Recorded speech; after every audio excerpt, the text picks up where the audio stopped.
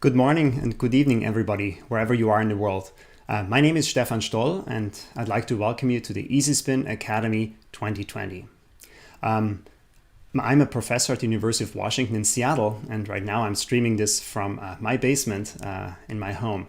Behind the scenes for this event is Stefan Pribitzer, who is managing all the online streams and infrastructure to make this happen. This is our first online EasySpin Academy. We have a large audience, and we hope that all the technology is going to work out. So what is EasySpin Academy about? It's a workshop. It's going to last 3 days, and we're going to cover the basics of EasySpin. We won't have time to go into any particular depth on any topic, but we'll have Q&A sessions every day where we can answer questions.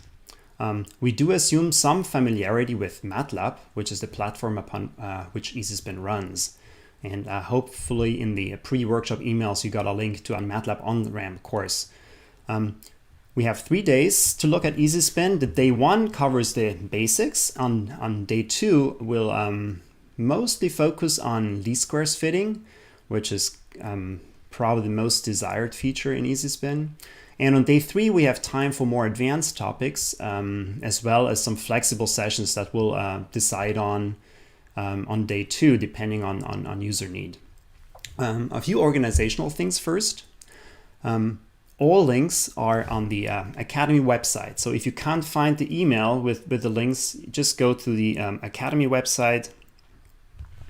I'm going to show that quickly.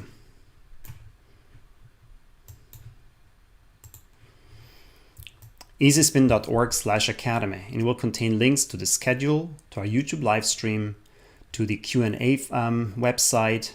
Also, the demos can be downloaded. We'll have a virtual happy hour and so on.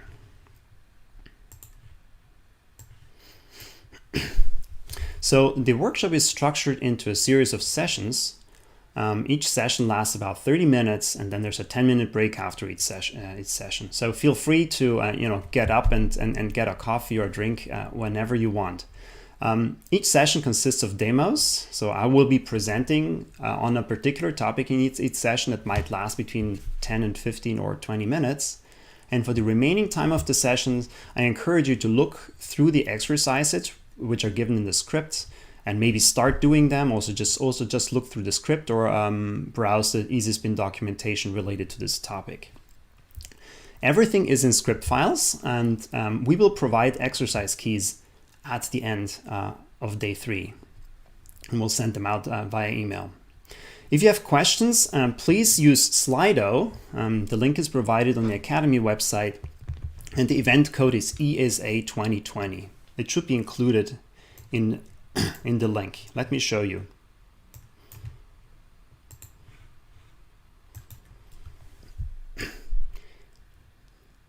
If Slido fires up, you will need to enter your name and agree on some conditions here. Once Slido fires up, then the Q&A is happening, and we already have the first questions here. So that is Slido.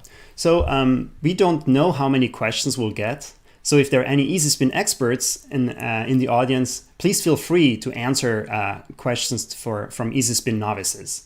This way we can crowdsource the support a little bit. Questions that are not answered and we find important for the general audience, we'll answer in the Q&A session at the end. And if there are any topics that come up we think are worthwhile treating in more detail, we'll add them to the sessions on day 3. So at the end of every day, we'll have a virtual happy hour on a website called Gather, gather.town. The link is also provided in the email or on the Academy website. It's not accessible right now, it's password protected, but once the happy hour starts, you can just access it there and join us there for just some chats with everybody. So finally, people in my research lab, Lizzie Canary in my research lab has designed a t-shirt. And if you want to have an EasySpin Academy t-shirt, please go to Bonfire, EasySpin Academy 2020. I'm briefly going to show this as well. There you go. So you can choose several colors. It costs $15, and all the proceeds go to a non-profit organization. So we don't make any money from this. All right, I think these are all the main organizational things I wanted to get off our list here. And we'll start with the first session. The first session is a very introductory overview of EasySpin. And first, let's download the script files. So, organizing my screens here. So as described in the email, the EasySpin files come as a zip. The script files come as a zip file, which you can download from the EasySpin Academy website. Once you downloaded this file, you need to unzip it and put it to any folder of your preference. I've already done that. And then if you start MATLAB, which I've already started, and in MATLAB you will see on the top below the ribbon menu, you will see the current directory browser. And so if you open that there and then just navigate to the folder that you just unpacked from the zip file, I'm calling it ESA 2020, and then select folder. This will put the working directory of MATLAB right in there where the scripts are for the workshop. So what you're seeing here is the basic layout of MATLAB. We've got a command window, which serves as a calculator. And we can also define variables, for example, a equals 65. And these variables that are defined then show up in what's called the workspace browser, which is a separate panel. And you can see there's one entry for every variable that's defined. You can rearrange these panels as you like. For example, I can move this here. My general layout that I'm using for my work is I'm putting the workspace in the current folder on top and the command window on the bottom. And then I'm opening here on the top left, there's a new script button, not the new live script, but the new script button. And that opens an editor. And this editor I am docking here to the left. So the workflow I'm going to use is I'm going to type in the editor, which allows me to save whatever I type, and then run the code from the editor over in the command window. And I'll show you then how this is done later. Okay, I need to undock my file again. Voila. So what about EasySpin versions? EasySpin currently has two different versions, and when you go to the main website, you can download them both. There is a stable version, currently at 5.2.28. This has been around, 5.2 has been around quite a while, and 28 means it's the 28th bug fix release.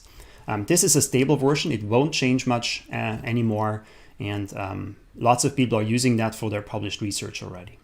There is a development version, so we are working towards EasySpin 6.0 with a host of new features, and we're kind of halfway through the process. But we've already released the development version, so you can download it and use it. Currently, we are in the 26th iteration of the development.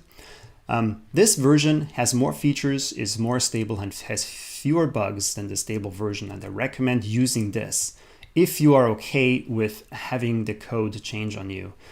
Because as the development continues, some things might change. If you'd rather use something that is going to be stable, then go back to the stable version. But the development version has more features, and actually it's the one we're going to use in this workshop. So in order to follow along with the workshop, I also encourage you to download the development version here, and then we'll download the zip file. That zip file is about 7 megabytes. When you unpack it, just put those files in some folder of your choice. Then, in order to tell MATLAB about this folder, you need to go back to EasySpin, to the home ribbon here on top, and then find in the environment section the link called set path. If you click on that, you will get a dialog window where you can add the path to EasySpin. So you click add folder, and then you browse to where you downloaded it. And I downloaded it to the C drive here. I'm on a Windows machine. I'm going into that EasySpin folder, and within that EasySpin folder, there's 3 subfolders. It's important to be aware of them. The main one that contains the code is the EasySpin subfolder, and that's the one we'll have to add to the path. but there's a documentation subfolder that contains all the documentation. You don't have to go online to get the documentation. And the third folder contains a lot of examples. So if you drill in there, there's a ton of subdirectories with topically organized EasySpin examples. So you need to do now double click on EasySpin to make sure the EasySpin subfolder is activated, and then select folder to add it. And it will now add to the top of your MATLAB search path. This is the list of folders which MATLAB searches when you type a function name. It's trying to locate the function. In MATLAB, every file in this folder, in these folders, is considered a function, and when MATLAB finds a hit, it tries to run that file with that name. So save that search path, and close the window. And with this, EasySpin should be installed. To verify this, go to the command window and type EasySpin and press enter.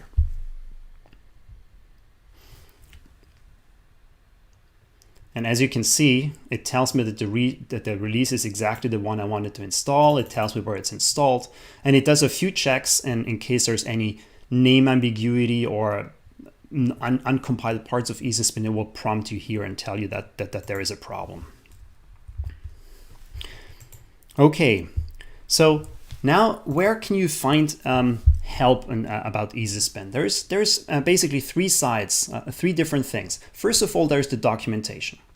The documentation, if you install 6.600, is locally in your EasySpin folder, documentation, and there try to find the index.html file.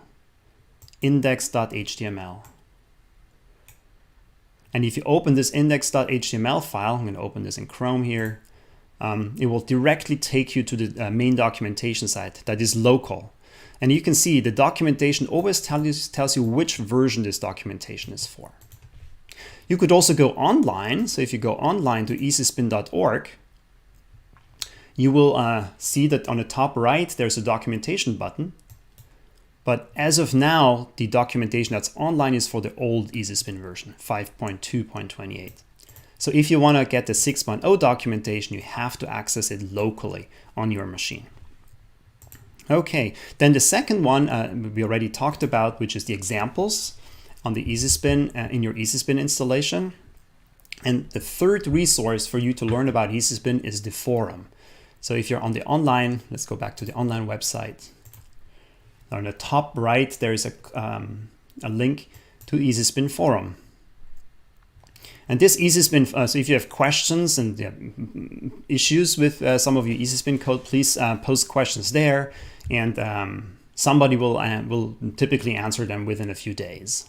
It's sometimes not very responsive, depending on how busy I am and how busy the other EasySpin experts are. Okay, so these are the resources how you can find help about EasySpin.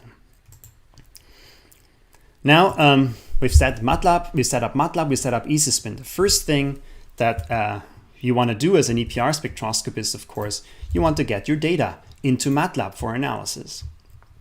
So how to import data? There is an EasySpin function for that, and it's called EPR load. It supports a variety of file formats, and we're going to start out very simply. So we start with clear, which deletes all the variables that are defined. Right now, the workspace has two variables, but if I run clear, these will disappear. And I'm going to type CLC, which will clear the command window. So I'm just typing the script right now. I'm not running it yet. So then we're going to use EPR load to load a file.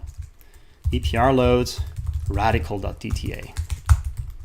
This is a mock spectrum, and these data files are within the EasySpin Academy script package that you downloaded. So what EPR load will do, it will take this file and import it. It will put the x-axis, magnetic field, into the variable B, and the spectrum into the variable SPC. And once we've got that, we can plot it. We just say plot B, SPC. Okay, enter. And now in order to run this code, what you need to do, you could either copy paste this over, all this code over to the command window, or much more simply, just be there and press Control Enter if you're on Windows, and I think Command Enter if you're on a Mac. So I'm pressing Control Enter now, And voila, it ran and it printed the spectrum. These figure windows you can also dock, and today I'm going to dock them in. Here's my typical layout. I'm having the figure window on the top right, command window on the bottom right, and the editor on the left. So this loaded a DTA DSC file, which is a Bruker spectrometer file format from the more modern spectrometers. But EasySpin also supports older files. For example, we can load an older file here, EPR load dpph.par or SPC. This is the old SPC par file that all the Bruker spectrometers had implemented. And now I can run this again with Control Enter. And then I'm plotting this as a simple DPPH spectrum. What you've seen here, I've added 2 percentage signs. So whenever you add 2 percentage signs, MATLAB subdivides your file into different sections. The current section where your cursor is in is typically highlighted. And if you press Control Enter, MATLAB will run just the code within your section you're in right now. So you can also get back from a third output argument. Let's call this parameters. The third argument returns parameters. So I'm going to run this now with Control Enter as usual. Now if I look at my workspace, I have 3 variables, and the parameters is a MATLAB structure. So if I type this in a MATLAB in a command window with par, you'll see it contains a structure with lots of different fields which are exactly as specified in the parameter file. You can, in particular, you can say the microwave frequency, the receiver gain, the sweep width, the center field, and so on.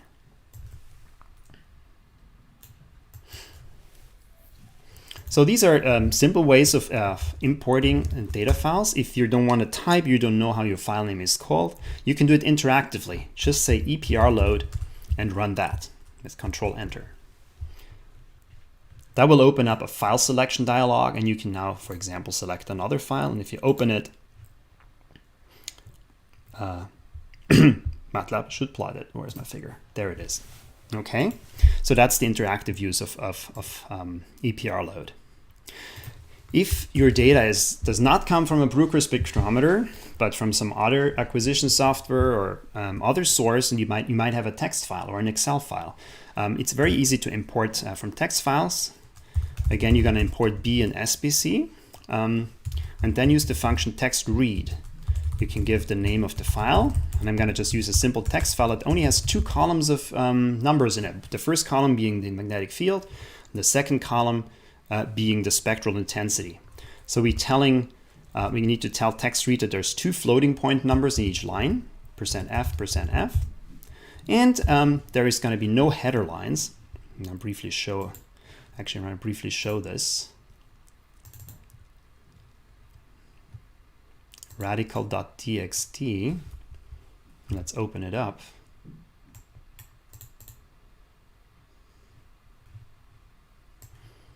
And if you see here, there is 2 columns. So it's a pretty boring text file with no header information whatsoever. So some other text files might contain a header information, but in this case, no. So we say header lines 0. And then, of course, we can plot this again. And voila, here it is.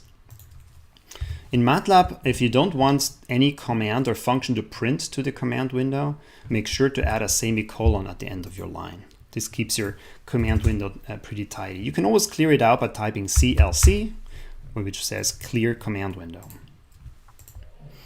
So there's other functions, of course, for Excel. If you might have Excel data, the function you need to use you can either use read table or XLS read. But you can see more of this in the EasySpin documentation. There's a separate section, and if I'm going to go there, I'm going to my local EasySpin documentation. The very first section in the user guide is data import and export. Okay, data import works. Now you might do all sorts of EasySpin simulations and fittings and calculations. At the end of the day, you want to get your results out of MATLAB and of EasySpin into your platform where you're going to publish or present. So data export is also very simple. So let's again clear all the variables, clear the command line, and let's generate some data. Let's just pretend we have some data. It goes from the x-axis goes from 0 to 30 and has 201 points. Linspace is a very useful command. It generates a vector with numbers incrementing from the start value to the end value and with a given set number of points. Now I'm going to generate some, let's make a Gaussian function here, make a Gaussian peak centered at 15, and with some width, and then we're also going to add a little bit of noise. Let's say this much here, 0.2 with an amplitude of 0.2, and rand is a function, or let's use rand n. Rand n is a function that generates normally distributed, which means Gaussian noise, and you can add that to your data. Okay, let's see how this looks like. This looks like a noisy Gaussian peak. In order to export that, you can either do the following. You could export that in a Bruker format, and for this use EPR save. EPR save my data x comma y. My data, that's the file name, and then x and y is the data I want to save. And you can also enter a data title, a description, basically. You can, if you run this, it will save a DSC and a DTA file.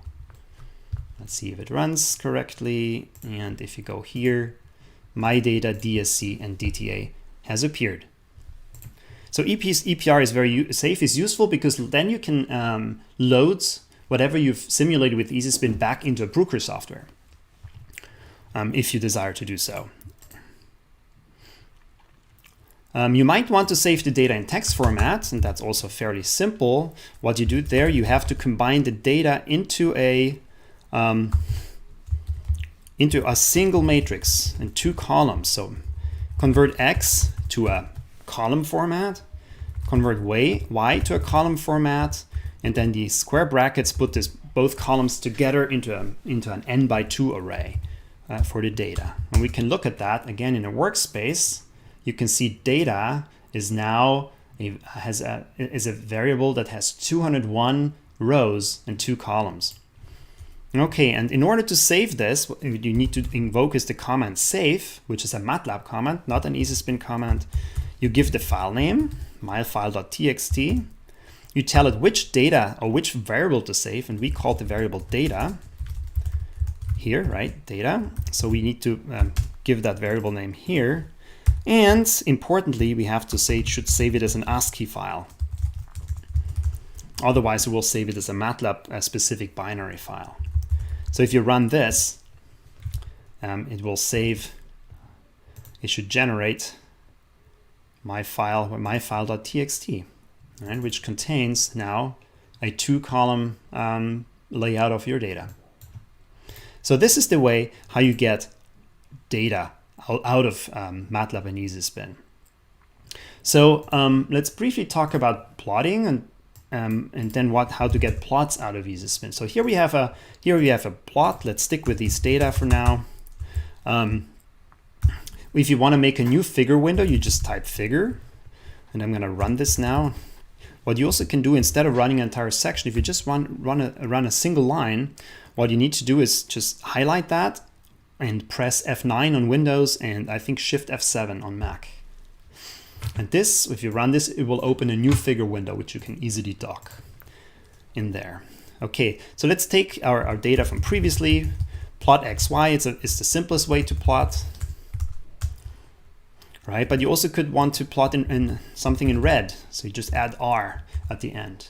Or you might want to plot this as dots, or as red dots or red circles. So you have lots of possibilities of customizing your plot. We can generate a second data set that has maybe a different scaling. And we can plot both of these at the same time. And the way to do that says plot XY, X, and Y2. Maybe we plot the first one as blue and the second with red as dots. And now you have 2 things plotted, or 2 traces plotted in the same graph. You can add an X label with X label. Let's call this frequency. Megahertz, let's pretend this is some sort of nuclear spectrum like Endor or ECM. You can add a Y label. That's, we call it intensity.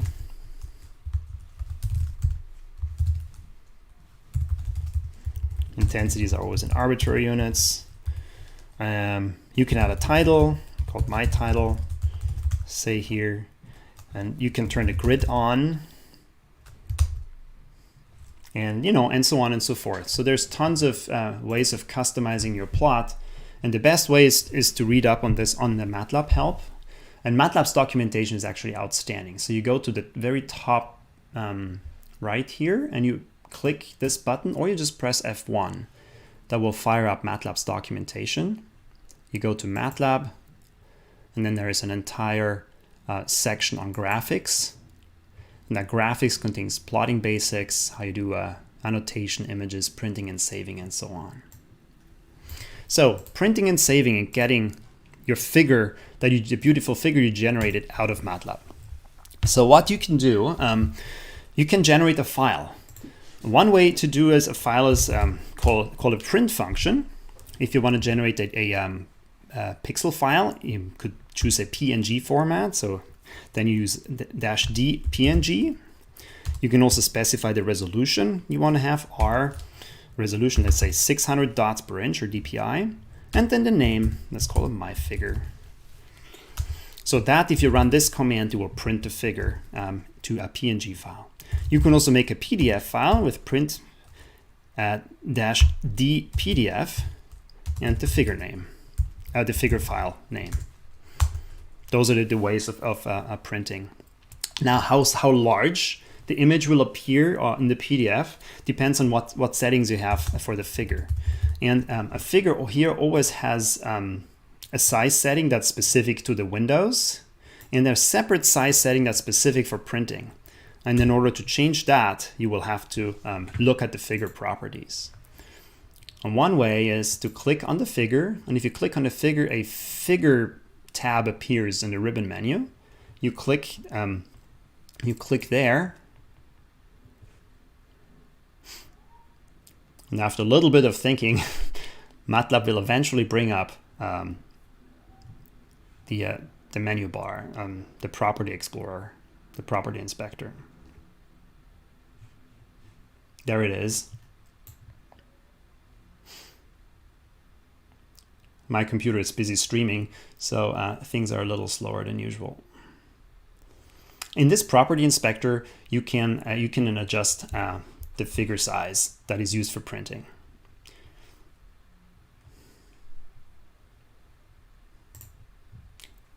Position, you can adjust the positions here and adjust your figure. Okay.